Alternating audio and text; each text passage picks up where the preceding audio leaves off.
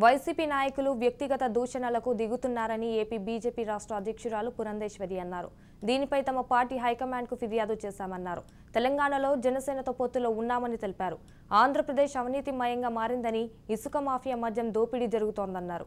ఏపీకి కేంద్ర ప్రభుత్వం సంపూర్ణ సహకారం అందిస్తుందని, కేంద్ర నిధులతో రాష్ట్ర పెద్దలు జేబులు నింపుకుంటున్నారని పురంధేశ్వరి ఫైర్ అయ్యారు. ఉన్నటువంటి రోడ్లు యాక్సిడెంట్స్ ఎక్కువైనటువంటి సందర్భంలో ప్రజలు ఇక్కడ మరణిస్తున్నటువంటి విషయాన్ని మరి ప్రభుత్వం ఎందుకు పట్టించుకోవట్లేదో మాకైతే అర్థం కాదు.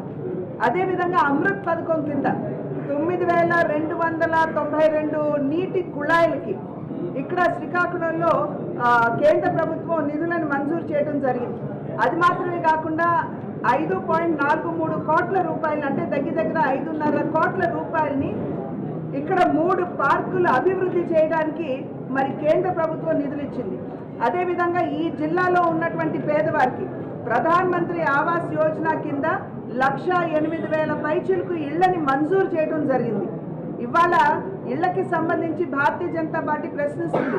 ఇంత పెద్ద ఎత్తున మీకు ఇళ్ల కేటాయింపు కేంద్ర ప్రభుత్వం చేస్తే ఈ జిల్లాలో 1,08,000 పైచిలకు ఇళ్లు మంజూరు చేసినట్లయితే మీరు ఎంతమంది పేదలకి ఇల్లు ఇక్కడ కట్టించి ఇచ్చారు అని చెప్పి భారతీయ జనతా పార్టీ ప్రశ్నిస్తుంది.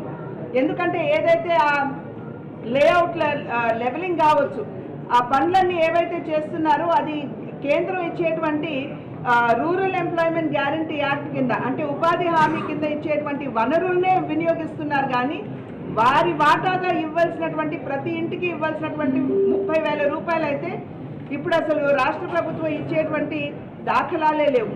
అదేవిధంగా ఇక్కడ ఉన్నటువంటి రైతులకి ప్రధానమంత్రి కిసాన్ సమ్మాన్ యోజన కింద అంటే పెట్టుబడి కింద 3,18,000 పైచిలకు రైతులకి ఇక్కడ కేంద్ర ప్రభుత్వం 6,000 రూపాయలు ప్రతి సంవత్సరం ఇస్తుంది.